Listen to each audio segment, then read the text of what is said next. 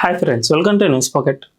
మన దేశంలో ఇప్పుడు యూనివర్సిటీల కేంద్రంగా విద్యార్థులు తీవ్ర నిరసనలు వ్యక్తం చేస్తూ ఉన్నారు.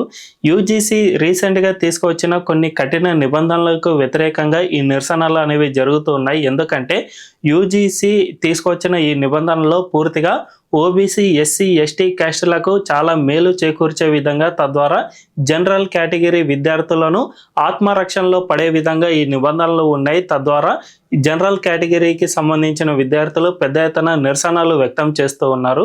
ఈ నేపథ్యంలోనే UP CM Yogi Adityanath caste సిస్టంపై కొన్ని కీలక వ్యాఖ్యలు చేశారు. అదేమిటంటే, ఎప్పుడైనా కానీ మన దేశం అభివృద్ధిలో ముందుకు వెళ్తోంది అంటే ఖచ్చితంగా ఈ దేశంలో కొన్ని నెపోటిజం కిడ్స్తో పాటు క్యాస్టిస్ట్ శక్తులన్నీ కూడా కుల ఆధారిత రాజకీయాలను చేసేందుకు ప్రోత్సహిస్తాయి. తద్వారా ఈ దేశంలోని ప్రజలను విభజించే ప్రయత్నాలు చేశారు. అందువల్ల వీళ్ళు రాజకీయంగా బలపడటమే కాకుండా ఈ దేశ ప్రజల్లో విభజనను సైతం తీసుకువచ్చే ప్రయత్నాలు చేస్తూ ఉన్నారు. దీన్ని మనమంతా ఖండించాలి. హిందువులంతా ఒక్కటవ్వాలి. లేకపోతే హిందువులు ఎప్పుడైతే విడిపోతారో అప్పుడు అందరూ కూడా పడిపోతారు. తద్వారా అతీత శక్తులన్నీ కూడా మన దేశాన్ని రాజ్యమేలే పరిస్థితి ఏర్పడుతుంది. అప్పుడు హిందువులంతా సెకండ్ గ్రేడ్ సిటిజన్లుగా మారిపోతారు అనే విధంగా యూపీ సీఎం యోగి ఆదిత్యనాథ్ ఇటువంటి కీలక వ్యాఖ్యలు చేశారు. అయితే ఆయన చేసిన వ్యాఖ్యలకు యూజీసీ తీసుకొచ్చిన నిబంధనలకు ఏమైనా సారూప్యత ఉందా అనే అనుమానాలు సైతం ఇప్పుడు వ్యక్తమవుతూ ఉన్నాయి. ఎందుకంటే ఒకవైపు యూనివర్సిటీలో పెద్ద ఎత్తున నిరసనలు జరుగుతున్న క్రమంలోనే యోగి ఆదిత్యనాథ్ ఇటువంటి కీలక వ్యాఖ్యలు చేయడం వెనుక ఏదో ఒక సారూప్యత ఉంది అని మాత్రం విశ్లేషకులు అంటూ ఉన్నారు. మరి దీని వెనుక ఉన్న అర్థం ఏంటో ఈ వీడియోలో తెలుసుకుందాం. అంతకంటే ముందు ఈ వీడియోను లాస్ట్ వరకు చూడండి. ఇందులోని కంటెంట్ కనుక మీకు నచ్చినట్లయితే ఖచ్చితంగా మా ఛానల్ను సబ్స్క్రైబ్ చేసుకుని బెల్ ఐకాన్ క్లిక్ చేయడం అస్సలు మర్చిపోదు. ఇక డీటెయిల్స్లోకి వెళ్తే, యూపీ సీఎం యోగి ఆదిత్యనాథ్ చేసిన ఈ వ్యాఖ్యలను మనం క్షుణ్ణంగా పరిశీలన చేస్తే నిజానికి ఈ దేశంలో ఎప్పుడైనా కానీ అభివృద్ధిని వెనక్కి లాగాలి అంటే ప్రజలను డివైడ్ చేయాలి అనే సూత్రం చాలా కాలంగా కాంగ్రెస్ పార్టీ అవలంబిస్తూ వచ్చింది. ఇది బ్రిటిష్ కాలంలో బ్రిటిష్ పాలకులు ఈ సూత్రాన్ని అవలంబిస్తూ వచ్చారు. ఈ దేశంలో విభజించు పాలించు అనే సూత్రాన్ని వీళ్ళు మొదట స్టార్ట్ చేశారు. మెకాలే నుంచి ఆ తర్వాత మన దేశాన్ని పరిపాలించిన పాలకులంతా కూడా ఈ దేశంలోని ప్రజలను కులాలుగా, వర్గాలుగా, జాతులుగా ఈ విధంగా విడగొడుతూనే ఉన్నారు. తద్వారా ఒకరికి ఒకరు పడకుండా వీళ్ళ మధ్య చిచ్చు రగిల్చే ప్రయత్నం చేస్తూ ఉన్నారు. అందువల్ల ఈ ప్రజలందరినీ తమ వైపు తిప్పుకునే ప్రయత్నం చేశారు. అయితే బ్రిటిష్ పాలకులు మన దేశాన్ని వదిలి వెళ్ళిపోయినా కూడా కాంగ్రెస్ పార్టీ ఇంకా ఈ దేశాన్ని పట్టి పీడిస్తూనే ఉంది.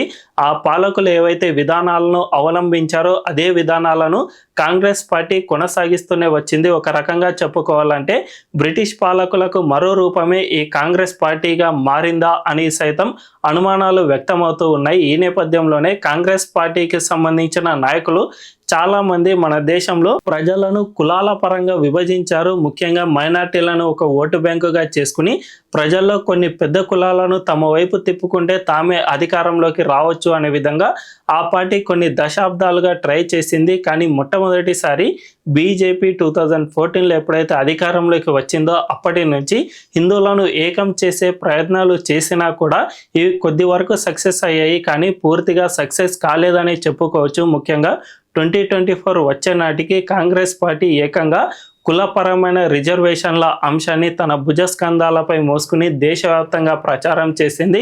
ఈ దేశంలో ఎస్సీ, ఎస్టీలను బీజేపీ పడగొట్టే ప్రయత్నం చేస్తుంది.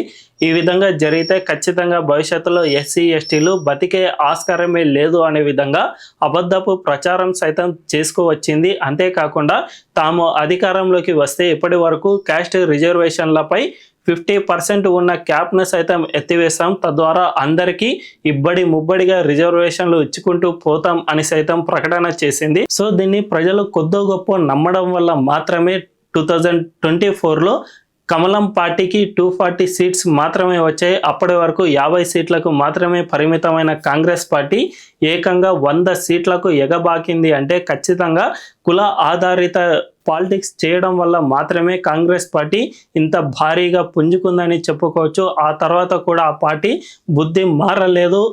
పదే పదే ఈ రిజర్వేషన్లు అంటే క్యాస్ట్ సిస్టంపై వీళ్ళు ప్రకటనలు చేస్తూనే వచ్చారు. అంతేకాకుండా దీనికి సంబంధించిన కొన్ని నిబంధనలు మన దేశంలో తీసుకువచ్చే ప్రయత్నాలు చేశారు. ముఖ్యంగా కర్ణాటకలో మనం చూసుకుంటే అక్కడ క్యాస్ట్ సిస్టంపై ఎవరైనా వివాదం రేకెత్తించినా లేకపోతే ఎవరైనా వ్యాఖ్యానించినా కూడా వాళ్ళపై కేసులు నమోదు చేయడం, కనీసం సోషల్ మీడియాలో ఒక పోస్ట్ పెట్టినా కూడా దానిపై కేసు బనాయించే విధంగా అక్కడ ఏకంగా ఒక చట్టాన్ని తీసుకువచ్చారు.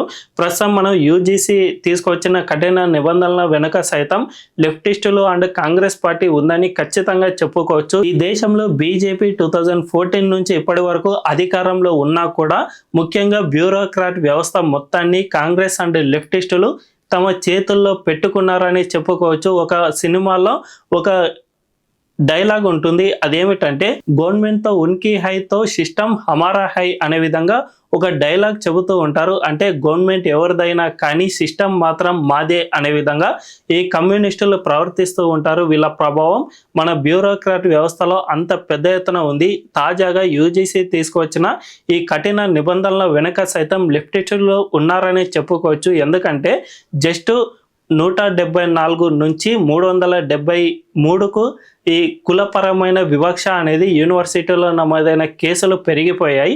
దీన్ని మొత్తంగా చూసుకుంటే 118% పెరిగిపోయింది. మన దేశంలో 60 లక్షల మంది విద్యార్థుల్లో 40 లక్షలు ఓబీసీ, ఎస్సీ, ఎస్టీ వర్గాలకు సంబంధించిన వాళ్ళు ఉండగా అందులో జస్ట్ 374 అంటే చాలా తక్కువ నంబర్ అనే చెప్పుకోవచ్చు. ఇది పూర్తిగా నెగ్లిజబుల్ గానే మనం భావించాలి. అలాంటి దాన్ని సైతం యూజీసీ ఒక పెద్ద ఇష్యూగా చూపించి 174 నుంచి 373కు చేరాయి. అంటే 118% ఈ కేసులు పెరిగిపోయాయి. కాబట్టి ఖచ్చితంగా మేము కఠిన నిబంధనలు అండ్ ఈక్వాలిటీ కమిటీని సైతం ఏర్పాటు చేస్తాం. తద్వారా ఎవరైనా కానీ జనరల్ కేటగిరీ వాళ్ళు ఓబీసీ, ఎస్సీ, ఎస్టీలను కులపరంగా దూషిస్తే కఠిన నిబంధనలు ఉంటాయని యూజీసీ చెప్పింది. దీన్ని బట్టి చూసుకుంటే ఖచ్చితంగా ఈ నిబంధనలు తీసుకురావడం వెనక లెఫ్టిస్టులు ఉన్నారు అని మనం ఖచ్చితంగా చెప్పుకోవచ్చు. సో దీనివల్లనే యోగి ఆదిత్యనాథ్ ఇలాంటి వ్యాఖ్యలు చేశారా అనేది మనకు అనుమానం కలుగుతుంది. ప్రస్తుతానికైతే కేంద్రంలోని బీజేపీ ప్రభుత్వం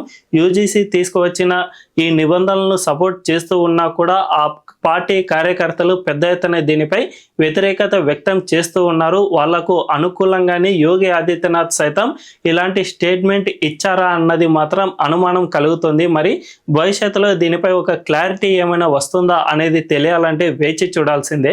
మరి యోగి ఆదిత్యనాథ్ చేసిన ఈ వ్యాఖ్యలను మీలో ఎంతమంది సపోర్ట్ చేస్తారో కామెంట్ల రూపంలో తెలియజేయండి. అండ్ ఈ వీడియో కనుక మీకు నచ్చినట్లయితే ఖచ్చితంగా మా ఛానల్ను సబ్స్క్రైబ్ చేసుకుని బెల్ ఐకాన్ క్లిక్ చేయడం అస్సలు మర్చిపోవద్దు. Thank you.